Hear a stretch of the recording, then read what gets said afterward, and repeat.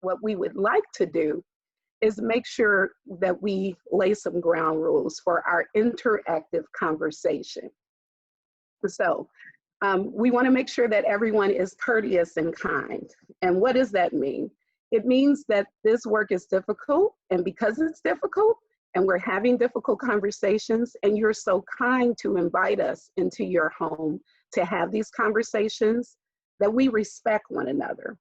We want to be kind. We are each humans, and we all are entitled to our opinions, our lived experiences, and we're able to share those things so that one another can learn, right? We want to be aware that this is a safe space. Now, I want to caution you, safe doesn't necessarily mean that it is comfortable. In fact, we intend on pushing your buttons. We intend to get into those places and spaces that might not be comfortable, but safe in that you will not be attacked, you will not have any repercussions for this, but that we encourage each and everyone present to dig in and see something, hear something, do something that you haven't done before. You can be free to just refrain. Maybe this is the first time that you've heard this word, and if you've heard this word for the first time, it can seem a little weird and unnerving. I once had a gentleman actually get very angry. I had another woman burst into tears. So I've seen a little bit of it all. But what I would just encourage you to do is hear us out before you make any judgments. We're here for that.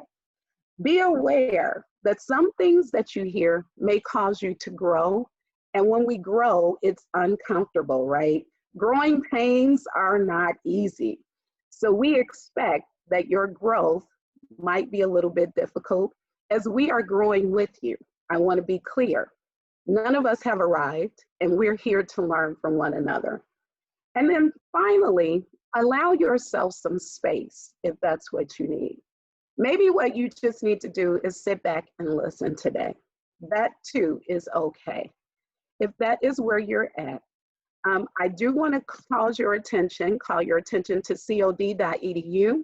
Because COD is a community college, it does offer support for difficult conversations. So you can feel free to contact our counselors if this becomes too much. And as always, if it's something that is too much, our safe word is just clicking off. Thank goodness we're in Zoom, panelists, so people can feel free to leave if they need to. We want your mental and your physical to be aligned with your spiritual, your natural, so that you're not in a place where you feel you've been pressed too hard. Okay, so what is systemic racism? I'm glad you asked.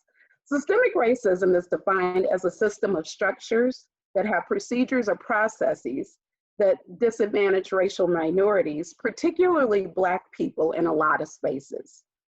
In this conversation, we will unpack what the foundation of systemic racism is. And for many people, this is different, right? So what we are going to do here is launch a little poll, if you don't mind. So get ready. I'm going to launch this poll for you. I want to hear your true reactions. It's safe, so please be honest. I'll give you a couple seconds and let me know if you can see it.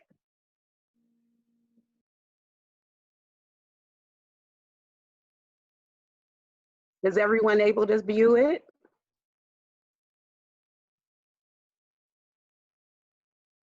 There's a box there, okay. Can you see it now? Give it a second. Yes, okay. Yes, I'm able to see it. You can see the full poll. Excellent. The numbers are coming in. I love numbers coming in. Excellent, excellent. And panelists, in real time, we're getting and collecting data. Aren't you excited about that? Okay, we're going to give you just a couple more seconds. Was everyone able, because there are 3 questions. And oh my goodness, I think we can just pack up our presentation because you guys did really, really well. I'm going to give you, we've been at this a minute. I'm going to give you about 20 more seconds for us to wrap it up. Okay. We're feeling like we have answered. Excellent. We're slowing down. So that's a great sign. Beautiful. Okay. I believe some of the participants are still seeing a gray square, the gray box instead of the poll. They're still seeing it? I believe some see the full poll, some see the gray box. Yeah, no, sorry to interrupt. Can they see it now?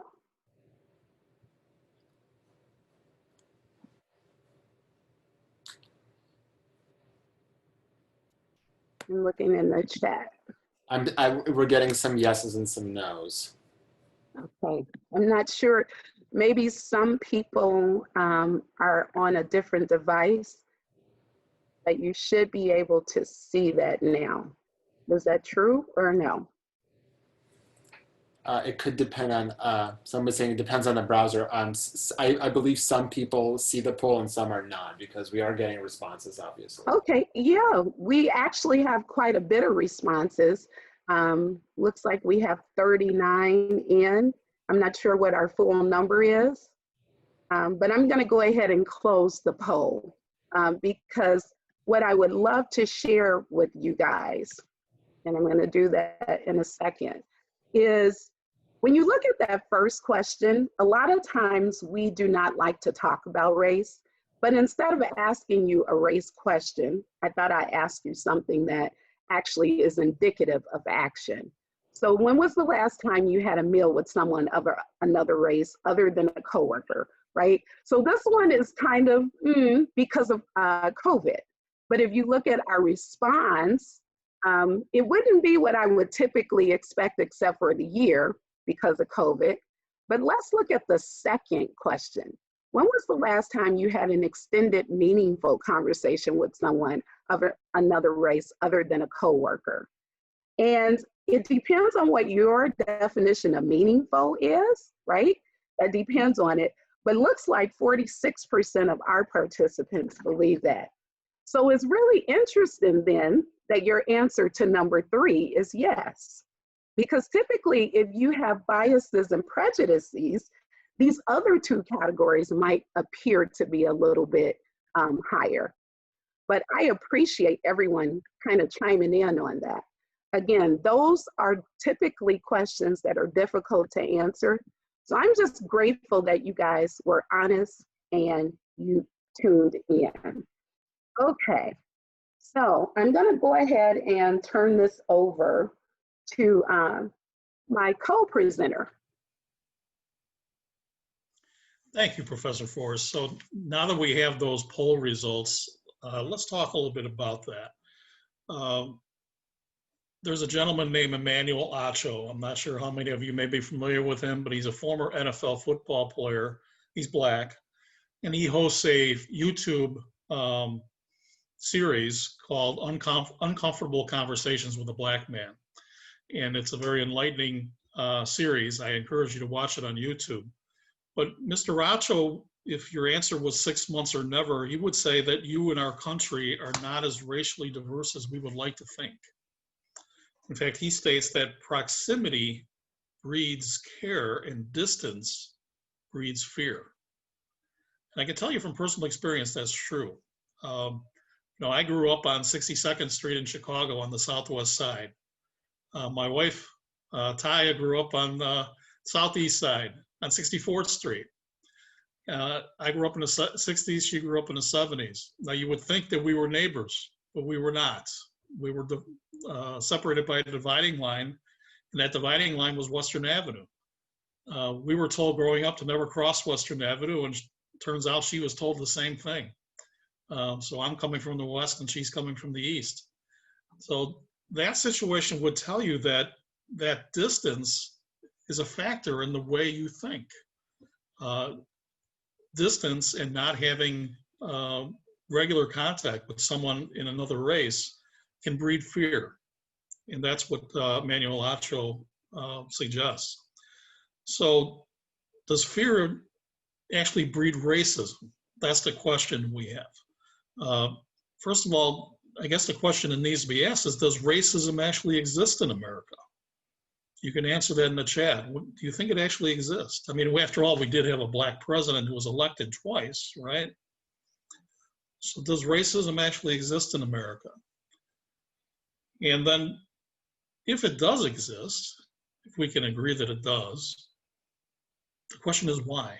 Why does it exist?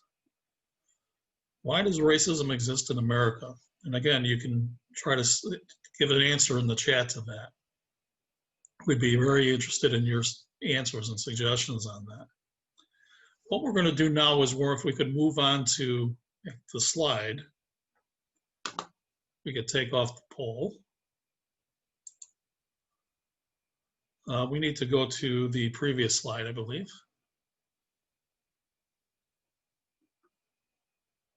There we go. So what we see on there is our two terms, structural racism and systemic racism. Let's try to define those a little bit. Systemic racism deals with the institutions, organizations, and so forth. But systemic racism does not exist without structural racism. Structural racism is a settled way of thinking or feeling about someone or something, typically one that is reflected in a person's behavior or attitudes. Structural racism involves three aspects, and you see that on your screen: individual attitudes, practices, and finally policies. So let me put something out there for you. Sometimes in our own homes, our true biases and prejudices surface without any check. I'll highlight some of those statements in a minute. But as you can see in the chat, different institutions such as banks, houses of worship, and companies responded to the Black Lives Matter movement after George Floyd's murder. I want to share with you in a minute an article that was published in June of 2020. So that would have been right at the height of the protests that we saw after George Floyd.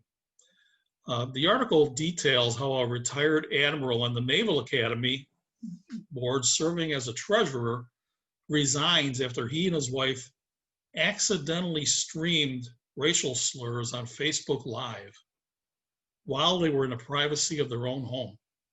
So this is an individual, again, who was a retired admiral in the Naval Academy. And he did this accidentally. So let's take a look at that article on the next slide. So this is going to be a little provocative here. So let's go through this.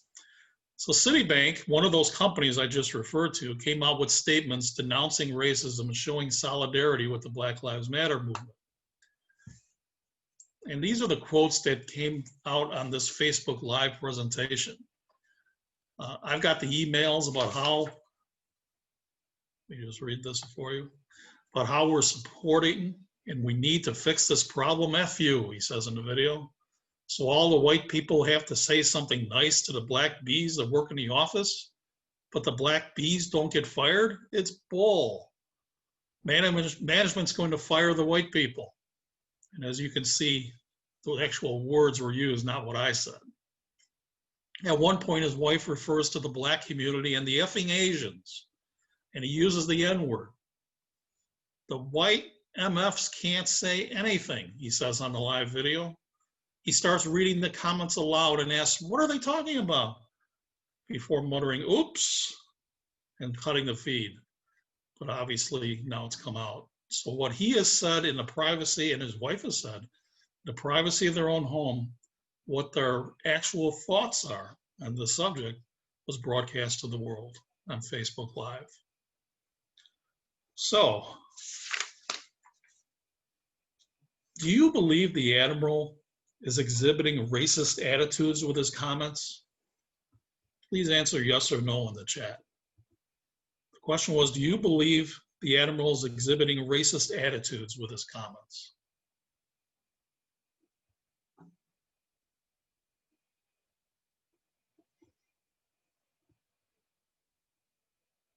Okay, so my next question is, why do you feel the Admiral and his wife freely shared those attitudes?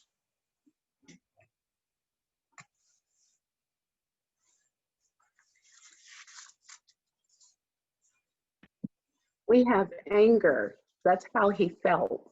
They didn't think they would be heard. They thought no one was listening because they lived in a place of privilege. Ooh. They felt comfortable, wanted others to agree because they believed, and you guys are so engaged, it's just going so fast, because they believed, because they thought no one else would know. People feel entitled to their opinion. This is how they speak with each other regularly in private. I think we'll end with that comment. Mhm. That's excellent. Thank you for your comments. And it really does illustrate how this touches a nerve, right? This conversation. Again, meant to be private, meant to be said in the privacy of their own home just to each other, but broadcast to the world. So let's take a look at a video. This video, again, is going to be something that could be very provocative for you, but we encourage you to read it, watch it rather, through to its conclusion. It's just a few minutes long. We don't want you to miss the message of the video, so be sure to watch it through the end.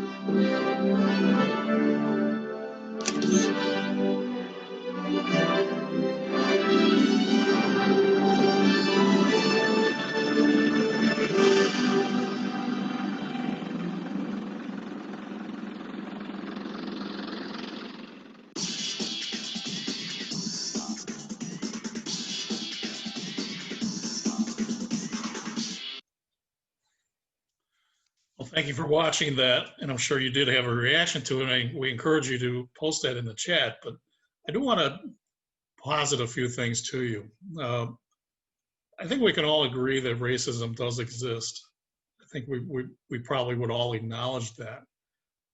But the question from someone on the other side of the conversation might be, and maybe someone who grew up like me, would be, why should I care? Why should I care if it doesn't affect me personally? I mean, there are so many other pressing issues in this world, in this country, the pandemic, the economy in such bad shape right now, climate change, such a pressing concern. Why should we make this issue a priority right now? I mean, in my case, I've had to struggle for everything I have. Why shouldn't everyone have to do the same? Why should people of color be treated in a special way? We encourage you to answer these questions in the chat. I'd like to turn it over to my colleague, Professor Forst.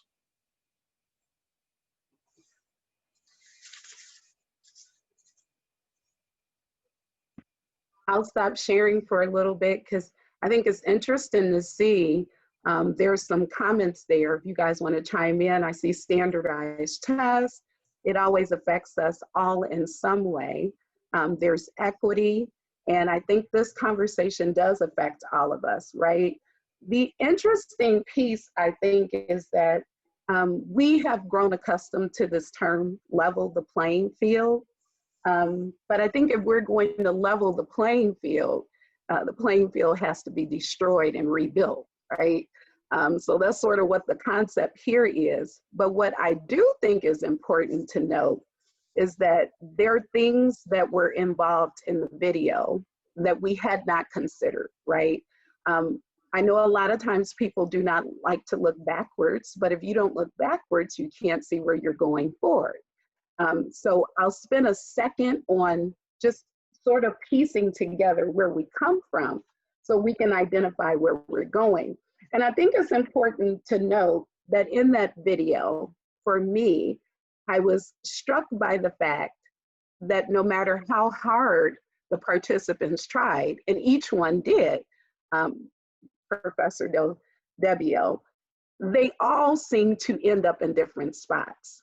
So what that says to me is that equity is not giving everyone equal space and equal resources, but providing this extra layer.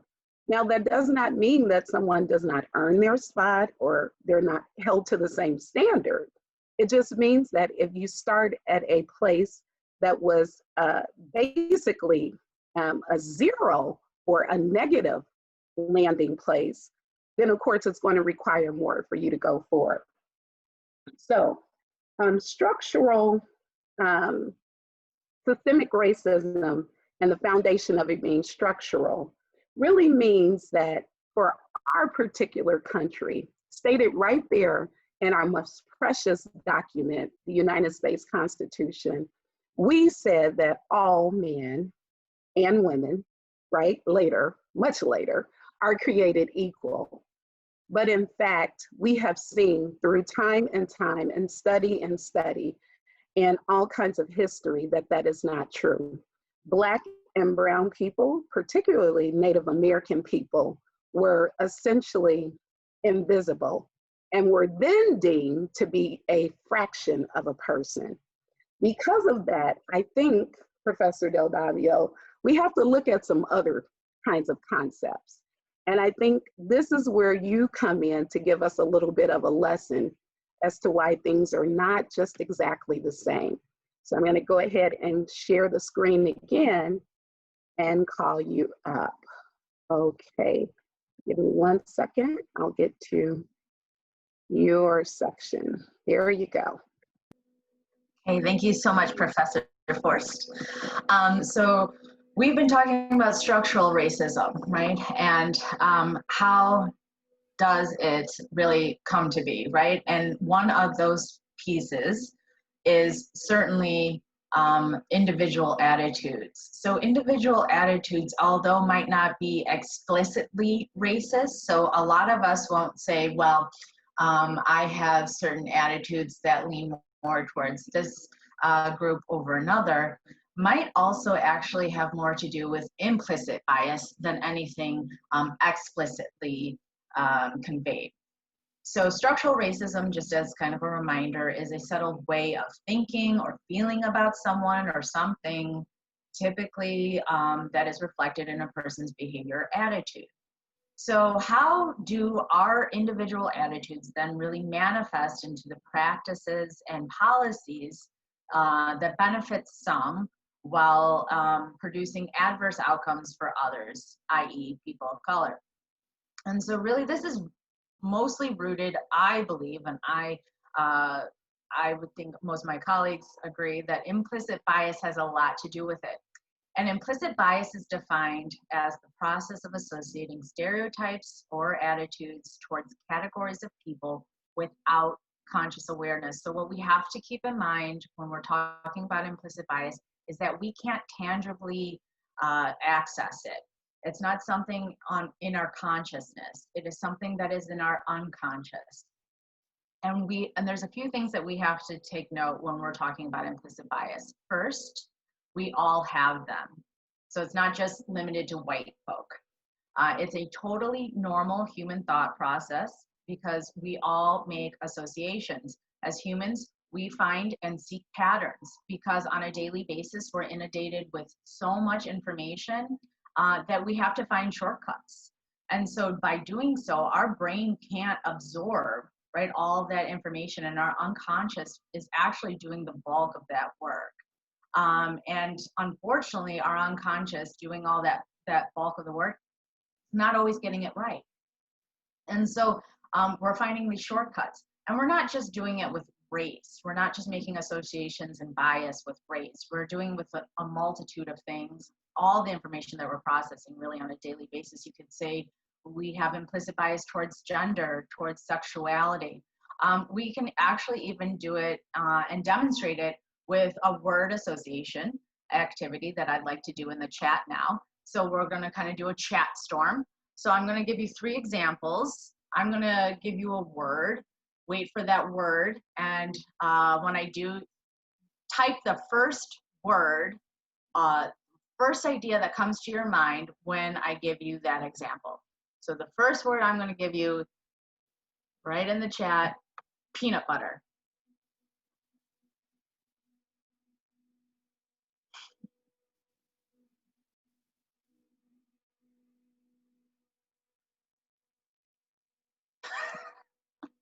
I'm so sorry to hear that, Patrick.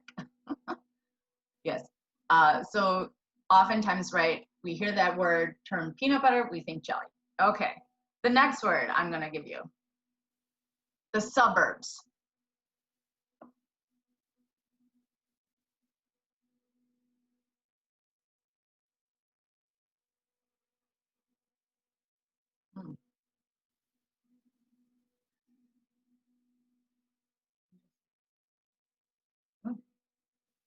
Okay. Okay, and the last word I'm going to give you, lawyer. Is that really fair, Professor? There's a reason for it. Yeah, There's a can you reason for share it. some of those with us too? Just for I those will. of us who may not have the access to the chat. Sure. Oh, sure. Yes. So mail, jail. That's funny that it rhymes. Expensive, court. My ex-wife, Patrick, you're coming up with funny ones. Money, helper, trouble, smart, for lawyer, crime. Man, a lot of mail. Okay. So very interesting. So you can see that there was a lot of commonalities with those associations I made. Now the first one, that was meant to kind of be the icebreaker with peanut butter. The other two though, those weren't simply made to just be verbal associations. There are attitudes associated with those certain behaviors. And the reason I chose those 2 words are because all 3 of us are professors at a suburban community college. and two of us are, right, have a background in law. And so there's going to be associations made when you hear when you heard our bios, right? When you heard our backgrounds. And so there were associations made even when you heard about our backgrounds. And so there's always associations, there's patterns, there's shortcuts that were made when you heard about us. And so we even feel that that happens with everyone, right? We're always we're making those shortcuts. And they're typically, this implicit bias is typically not expressed explicitly.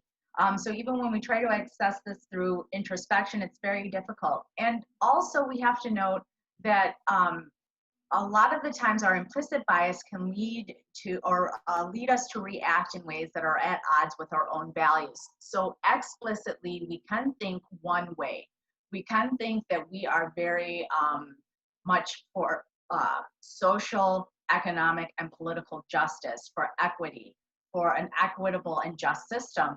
But implicitly, we might be actually acting in the opposite direction. So for example, if I was a school principal and I believe that I want all of my children to be achieving the same goals, implicitly, I might be doing something that would, when we examine the statistics of the school, find that my Black students are actually failing more than my white students, or that my Black students are more likely to be suspended. And we can see that actually in the next slide, if you don't mind.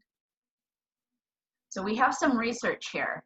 And the first one is coming out of the Santa Barbara Restorative Community Network, where we found that Black children account for roughly 19% of all preschoolers, but nearly half of those preschoolers that got suspended. So half of those children were actually Black, and they made up those school suspensions. So again, explicitly, I could be professing an equitable school system, but somehow something is fundamentally going wrong here. We're missing something, and we're looking predominantly at that Black school population, that Black child population. So we see this even at a expressed very early on, even amongst children. Okay. We also see how implicit bias can seep into our other social institutions. So in terms of medicine, we see that even when young children, again, when they're trying to get, when they have an appendicitis and they go into the ER, Black children are at a 1/5 odd of receiving an opioid analgesia, struggle with this word, analgesia, or a pain management medication in the ER. And this actually, this kind of research really shows for all age groups, but I just wanted to showcase specifically for children as well. So Black children, 1/5 less likely to receive any type of medication, any type of pain medication in the ER. Another social institution we see where implicit bias plays a major role, of course, is the criminal justice system. So the Department of Justice reports that per capita, police aren't only roughly 5 times more likely to shoot a Black person over a white person, but we see it presented even in the criminal defense position as well. So when a defendant has more Afrocentric features, and that includes white individuals as well. So you can see the white Afrocentric features in the top left corner there. They're going to receive on average an 8-month longer sentence. So their sentence is going to be longer than their counterparts that have a more Eurocentric physical feature. And so even when we take out race before the judge meets the defendant, once that defendant comes before the judge and that judge sees the physical appearance of that defendant, we see that defendant will receive 8 months longer just because of their Afrocentric features. So we see that implicit bias is seeping into these different social institutions. So this is how individual attitudes, not even explicitly conveyed, can seep into social institutions and therefore can become part of our structural racism. And so I'll hand it over to Professor Forst to then kind of work how our individual attitudes can then manifest itself into our practices that which become our policy. Thank you. Before we go there, there's a question in the chat for you, Professor Del Debbio. Wondering whether the suspending school officials are non-Black. It didn't matter. So even when the superiors are Black or non-Black, we didn't see really a disparity there. Okay. Yeah. Well, let's go on to the next slide, which is a repeat of a former slide, but I want to get back to that. So what you see on your screen again is that chart, right, or that pyramid.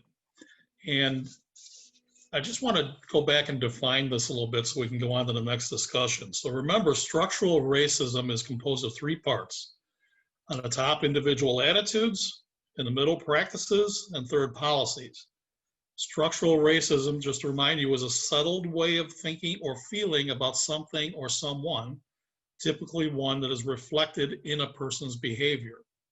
So I'm going to take this concept a step further with practices and policies. Practices are the actual application of the use of an idea, belief, or method, as opposed to theories relating to it. So it's the here and now, right? It's the nitty-gritty. It's how these things are actually enacted. Examples are creating neighborhoods segregated based upon race and disinvestment, making a drug consequence more or less based upon the race or overwhelming usage of the drug. Law creating voting districts based upon race. Policies, let's define that. Policies, a course or principle of action adopted or proposed by a government, party, business, or individual. Policy is the why and a procedure is the what. Examples, redlining. What's redlining? Redlining was a system in which certain neighborhoods were redlined so that investment did not occur in those neighborhoods and people were not allowed to get mortgages. This was widely used in the city of Chicago, starting in, I believe, the 1940s. How about cocaine, powder, crack, those laws and how they're tailored? How about gerrymandering for voting? Gerrymandering is a procedure in which districts are carved up in such a way that certain districts, all the members of the district are a certain race, and other districts they're a member of another race. So that you don't see equal input into all decisions when it comes to voting in every district. So now that we've talked about definitions, let's talk about perceptions. Let's go on to the next slide. Now this is going to be a little provocative again. That's what we're doing tonight. What we're seeing is a perception, right? So we're talking about practices. These are actual practices. The question is, how are they perceived? So you could look at these from one perspective, and then you could look at them from the perspective of the Black community.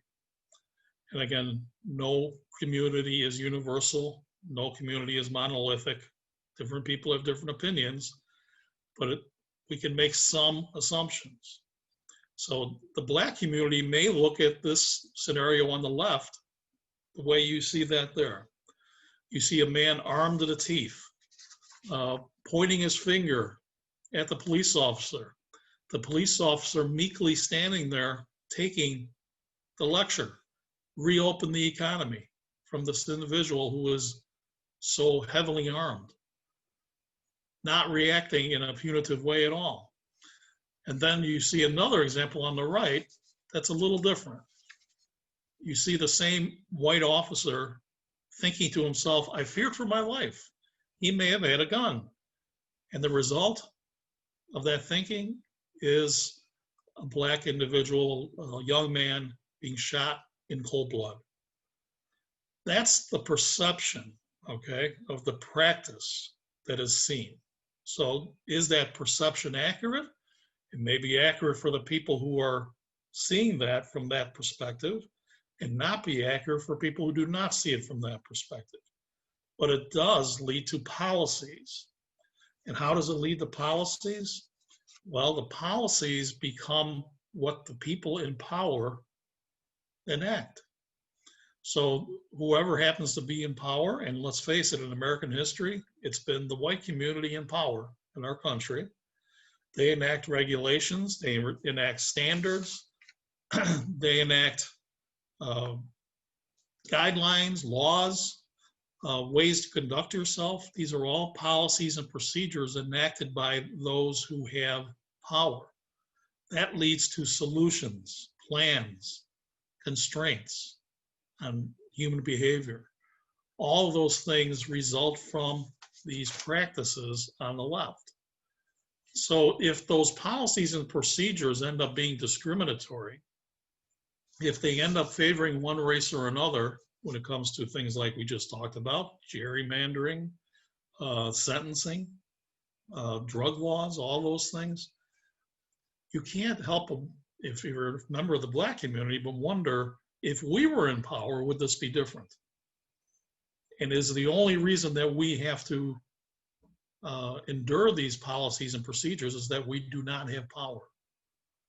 And so the reason we bring all this together at this point is to say that what we saw in those attitudes that came from those slides you saw, where an individual was speaking in a private setting in his own home, thinking it's just for his wife's consumption, and it turns out to be spread to the world, how those attitudes, even though they're supposed to be suppressed, lead to these policies and procedures. All right, so we want to go on to a little bit of discussion in a minute, but Professor Forst, do you want to touch on that through the chat? I just wanted to jump in while you guys man the chat and let us know if there's some questions that we should be answering now. And I want to go back and sort of build the story. So this gentleman, who was, by the way, a retired admiral, okay, so had a lot of power. And currently he was on a board as a treasurer, which then could mean that he could affect a lot of practices. Well, how could he affect practices? Whatever his thoughts and attitudes were, they would move into his practices, right? So he had already said with his own words that he didn't believe that he should be speaking to Black people. He didn't believe that Black people should not be fired. He didn't believe that white people had to do anything extra or even on par with human reactions and responses. And those practices would then lead him to this ability to refuse certain human responses to the Black people that he served. He was in fact showing a demeaning manner.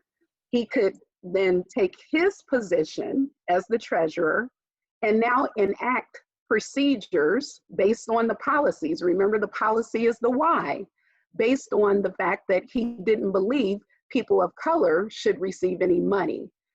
So I want to be very clear. There is a direct connection from one's individual attitudes to one's policies. The problem with this is that policies are actually open for all. So now what you're doing is taking what you believe in your personal home, in the privacy of your dwelling, when Facebook Live is off, and you're removing that out of your dwelling and you're applying it in a way that then becomes a discouragement or disparagement to individuals who do not look like you. As a result of that, this particular admiral did resign. But my concern is that many of us find ourselves in those positions, but Facebook Live was not there to record it. So I encourage each and every one of us to check ourselves, check our thoughts, check our actions, make sure that our attitudes do not become practices and our practices do not become policies. Because I am restorative in nature, and you will hear me say that, I do not believe all things are gone. Professor Forst, can I interrupt you for a second? I'm sorry. Absolutely. We are in a conversation. Go right ahead.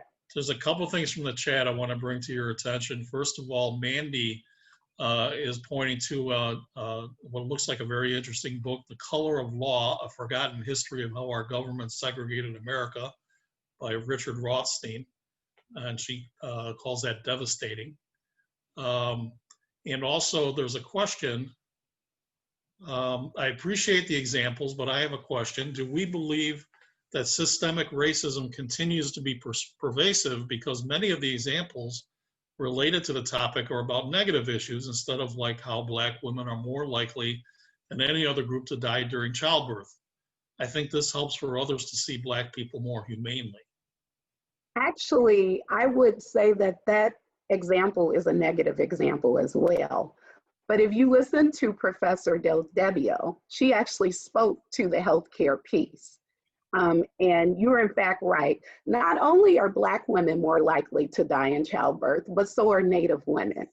So I agree with you, but I still would consider that a negative example. What I think that we probably need to do, again, because I think what we have tended to do is when we point to systemic organizations, institutions, banks, houses of worship, so on and so forth, beauty industry, that removes us from our personal responsibility. But if you look at systemic racism, it is a direct connection to structural racism. And that's why our presentation is tailored the way that it is. Structural racism has 3 components. So one is not, greater than the other, but we're just showing that that's the foundation of the systems that we all can see. And maybe we all don't see, but maybe what we will do is start to check ourselves to make sure that we are not adding to or overlooking these types of concepts. And I'm going to come back to the chat, but let me just finish with this. There are sort of 3 A's that I think we can take away from this spot. So most people will say, where do we go now? Now that you've shown me all of the negative things that are out there, where do we go now? I would say that you have the ability to do the first A. You could acquiesce. You could sit there, you could do nothing, you could do a little, you could pretend as though it doesn't exist. Acquiesce is silence, and silence breeds agreement. So what I would say to that is, that may be where you're at. Again, there are no judgments, but we should all strive to do and work and grow. The second one I would say is an ally. Now, most people have thrown around the word ally, and I'm not going to bore you with what that full definition means, except for this. An ally is someone who will step in and engage. But I believe, professors, my co-professors, that we really should strive to be accomplices and or advocates. And I do want to read you just the root of accomplice. It's a Latin word that means with or together. And in social justice context, it means that the community is literally folding together. So what you feel, I feel. What I feel, the next person feels. How would I ever be able to feel that if I don't look like you? Well, you stop talking, you start listening. And I mean, you really open your ears. You cannot hear if you're speaking, or if you're speaking while someone else is pouring out their vulnerabilities. You cannot hear if you've already formulated your question before they finish, right? But you can hear if you say, I don't understand what you're saying. I may not even agree with what you're saying, but I'm willing to listen. And I think that's how we can start this de-bias process. I will also give it over to my co-presenters for their closing remarks. And then I'm gonna stop sharing so that we can go, actually you guys can go ahead and speak. I do have a reading and a viewing list. I thought that book that you named was great, Bambi, The Color of Law. There's also The Color of Money. Last time we did this presentation, it was really about 3 or 4 pages and about 50 odd resources. So I'm happy to share that with Lev and the Lincolnwood Library. But this is just a short synopsis of what I think you can look for to move forward and to move beyond. Co-presenters?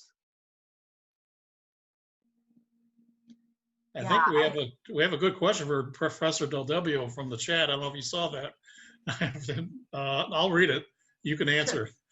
Hold on. My chat just went away. Just a second here. Now I see polls. I think I missed it. Sorry. Did you Is it see the it? school question? Is it From from Renata?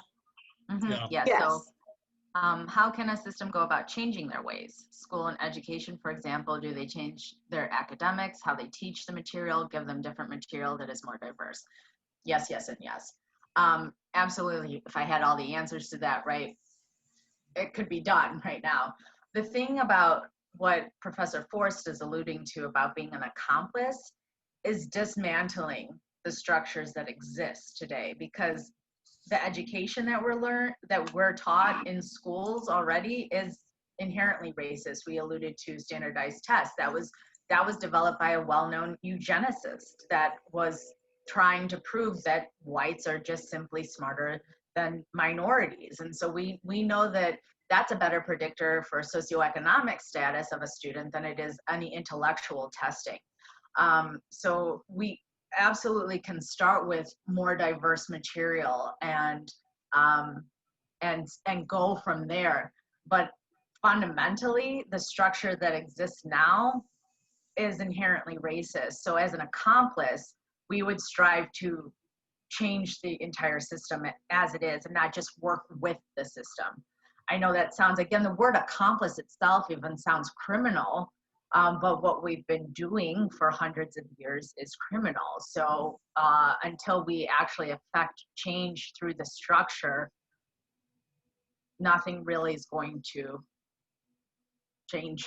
That was redundant, but I can't stress it enough.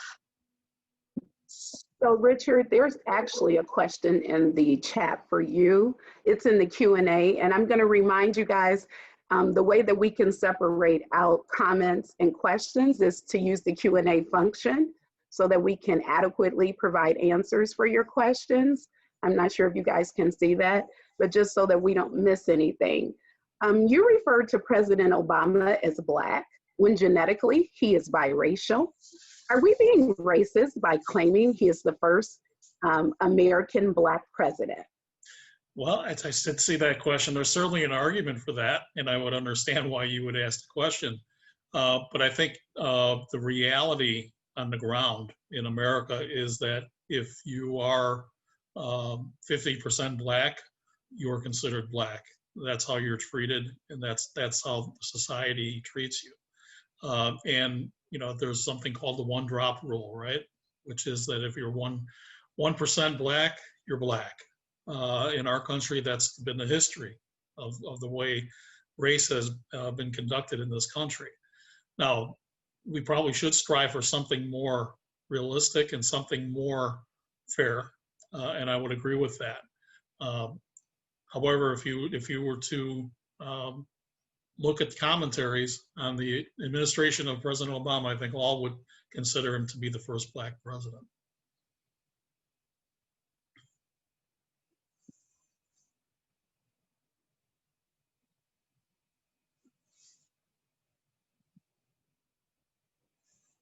I think we will get the bibliography up to you again. We are happy to send it out. If you actually signed up for the presentation, we could include it in a response and an email in that as well. So I'm trying to see if we missed any other questions, but here's one here. Patrick says, hi panel, how is it legally possible to not give mortgages to the Black community?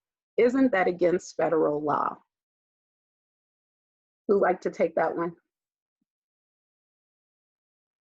Well, all I remember is that it was deemed illegal. It was at least a decade ago. However, what we found in our research is that banks are still actively reinforcing this. We still find in our statistics that Black and Latino families are 60% likely to be denied a mortgage, even when we hold constant for SES, socioeconomic status, and background in terms of education and neighborhood. They're less like 60%, 60, less likely to be accepted for the mortgage, and even if they do get the mortgage, receive a higher APR as well. So they're still practicing it, even though it is deemed illegal. I don't know how they're getting around it. So maybe as you can delve into that deeper, I don't know. I'd just like to jump in for a quick second. I'll leave it to you, Professor Forst, to talk about what actually occurred, even with the veterans loans, that was illegal as well. There's been so much controversy around housing, but Patrick, I'll bring it forward to today.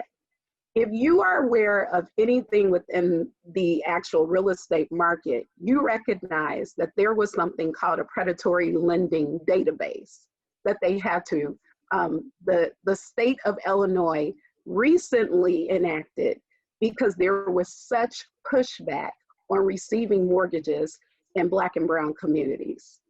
So is it illegal? Sure.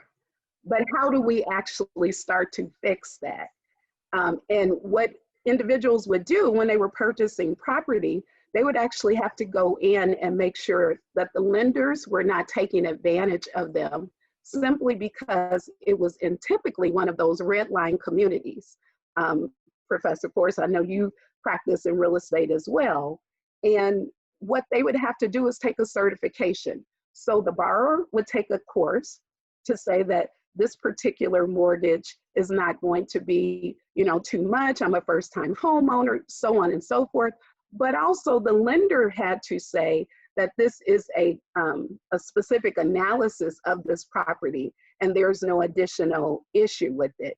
I will tell you, if you want to Google 2020, you will find that there was a couple in Texas, I believe, Jacksonville, Florida, who wanted to get a mortgage on their home. The woman was a civil attorney and the husband was an artist, and they happened to be a biracial couple. The home was, worth about $360,000. So they wanted during the pandemic to pay down all of their debt. And what occurred was that when they came in and all the pictures were up on the mantle and so on and so forth, the home was actually decreased in value, right?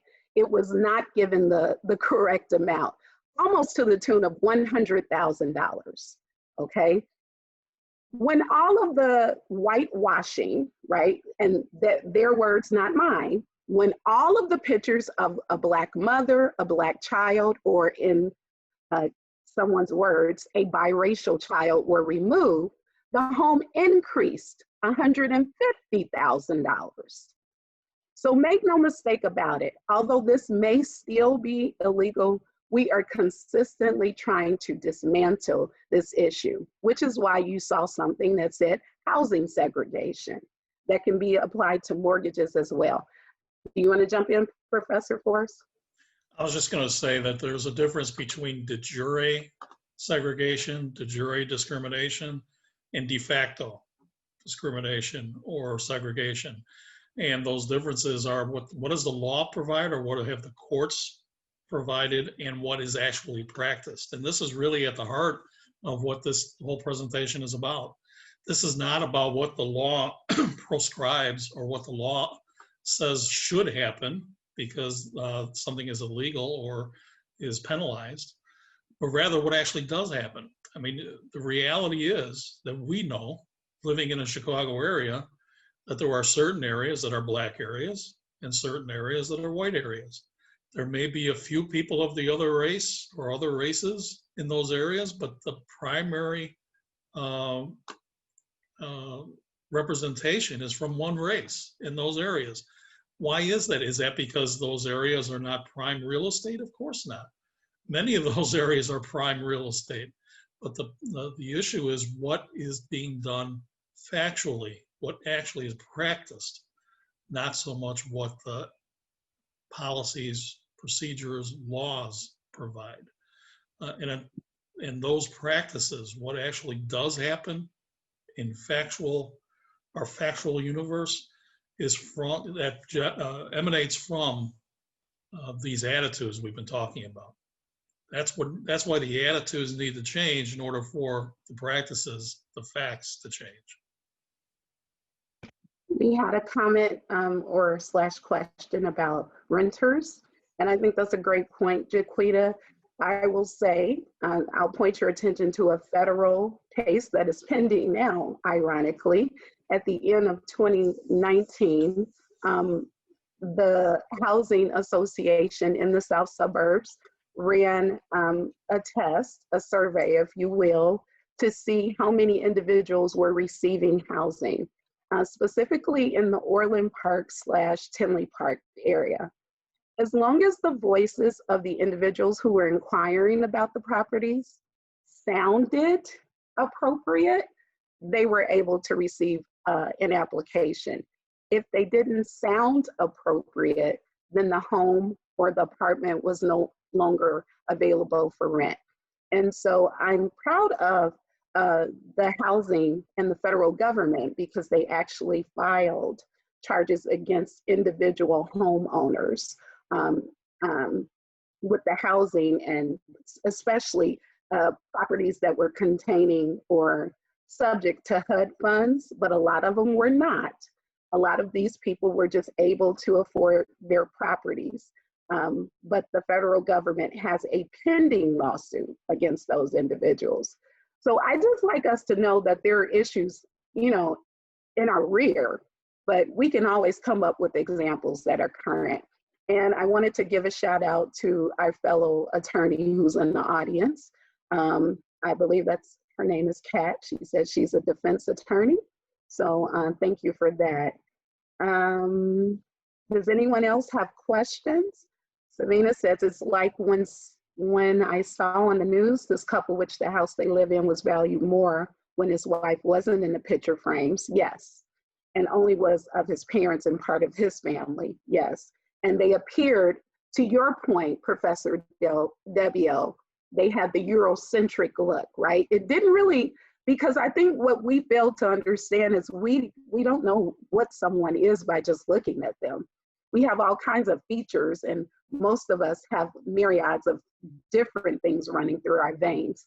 But it's what does one perceive when they look at you? Anything else? Any other questions?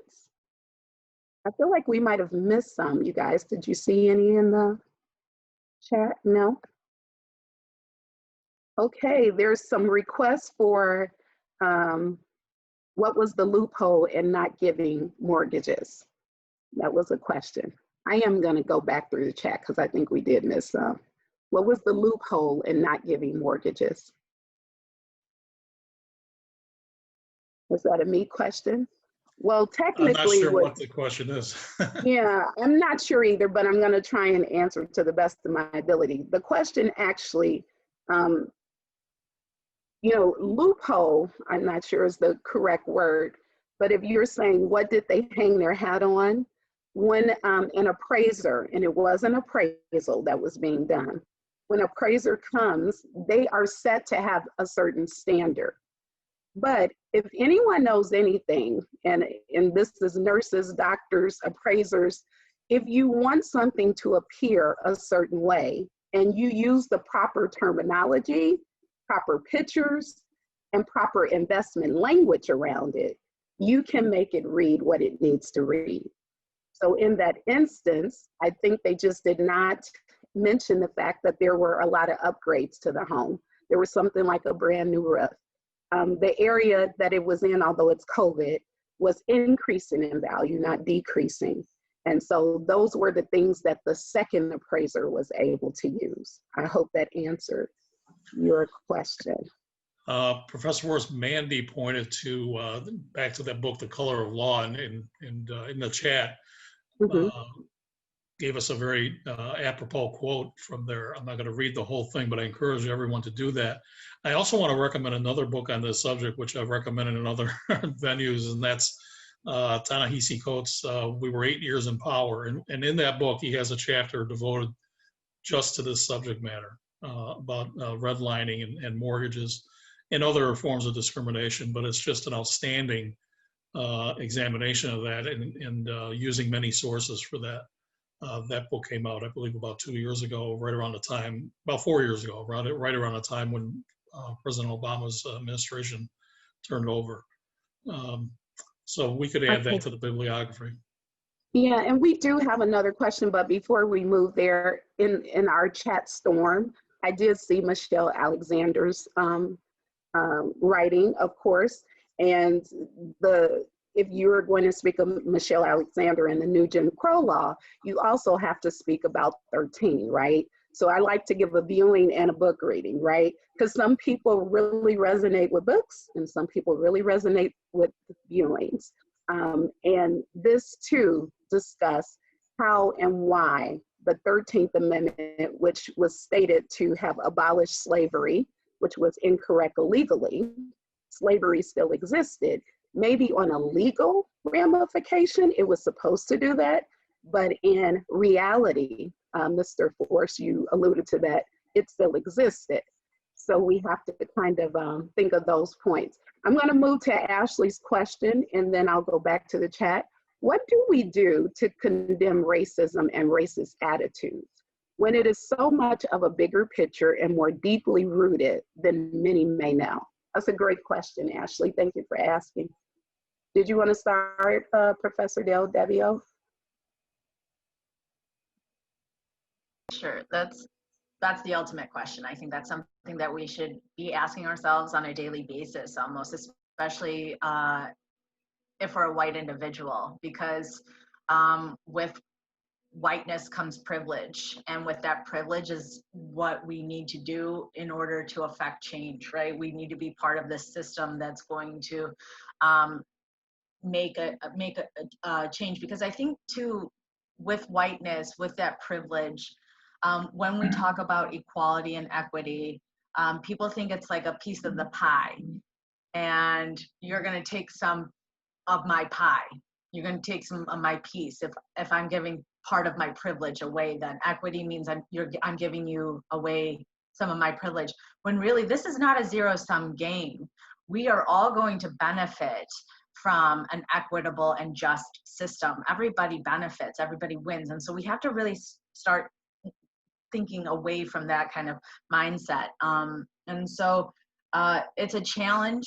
As an individual, it can feel like a burden, because how do we affect change on an individual level? And so that's why I think too, we wanted to emphasize how even individual choices can really affect our practices and our policies. And so small things make a big difference. I think what Professor Forst was saying was, it doesn't matter where you are on this journey, as long as you're in it, you're part of the movement, and that's important.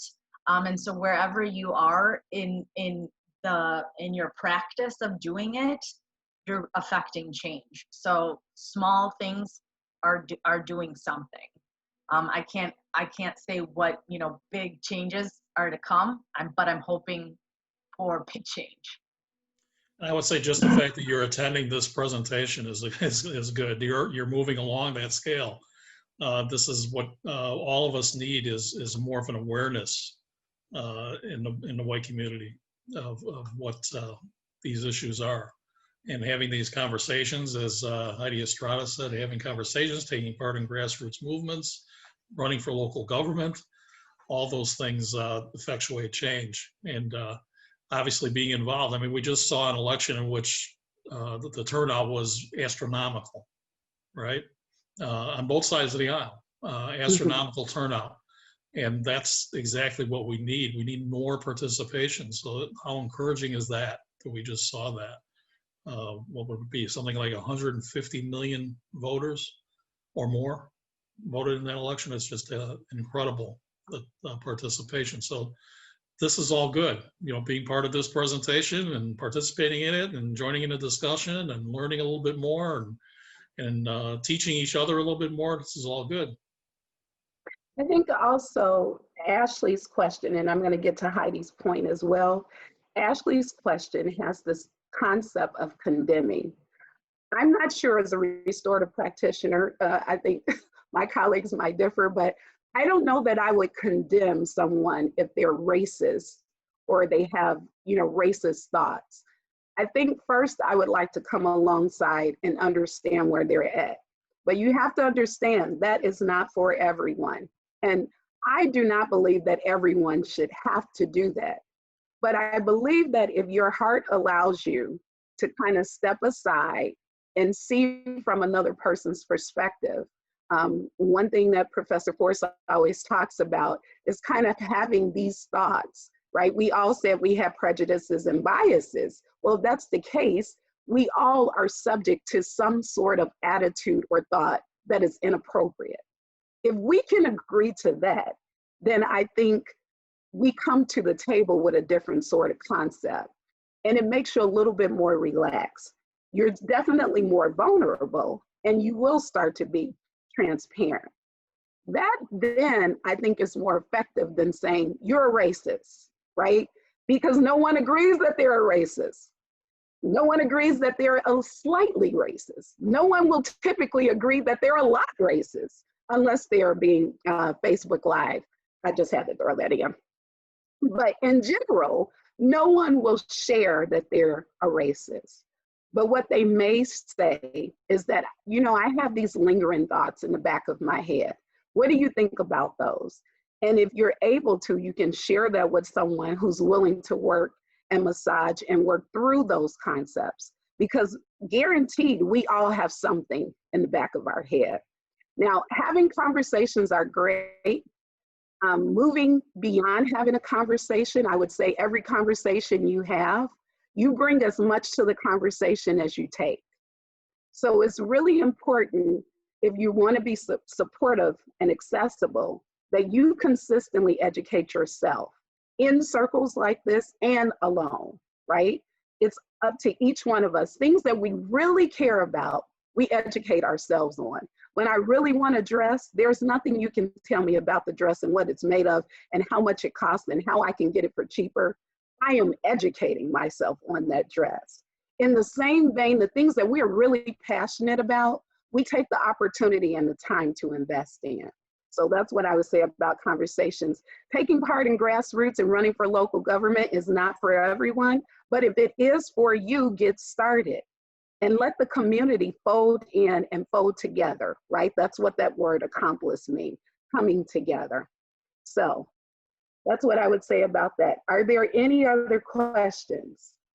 You guys have been a phenomenal audience, and I want to just piggyback and kind of come back to this 95% rate of biases and prejudices really blew me out of the water. So either you've heard me speak before, or you are just phenomenal. I'm going with you're just phenomenal. And everyone here recognizes that. That's actually the very first step in condemning anything or condoning anything, is to admit where we are. If there are no more further questions, I don't see anything in the chat. I'm going to just have each one of us offer our last thoughts and impressions. If you want to do so in the chat as well, there is a survey that I hope that we can populate again into the chat box in case people didn't get it. But do let us know what your thoughts are about the presentation. Go ahead. You know, I would just very briefly conclude that, you know, the example from the retired admiral is that what we think are private thoughts really never are.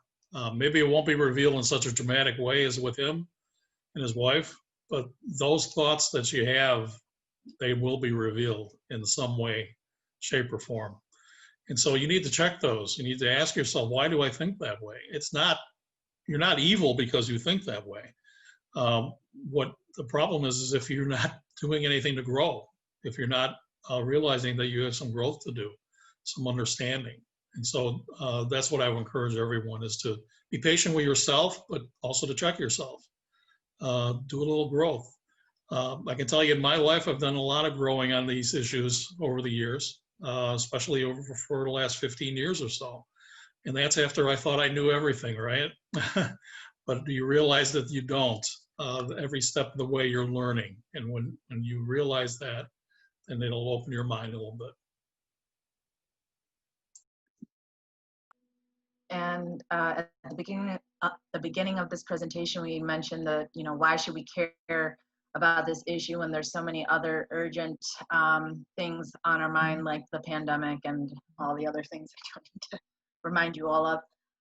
But I want to, you know, remind us too that we often are rushing to fix things after they are happening, right? We are always putting band-aids over these huge problems. And so we're kind of looking for these solutions after things go terribly wrong. And I think we need to start approaching it from more of a preventative view than one that of an ER response, right? And so this is why we have to do that work, like both Professor Forst are talking about, like doing that individual work, reflecting, and just starting wherever we are. And that's going to be that preventative approach. That's going to work towards that prevention rather than that ER response.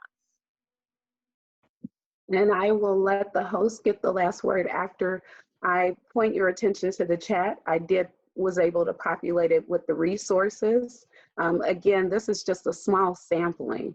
We have a huge list, but you know, sometimes less is more. Sometimes less is more. That's what I'll say about that. I appreciate the person who posted the article about Naperville. I wasn't able to see your full name.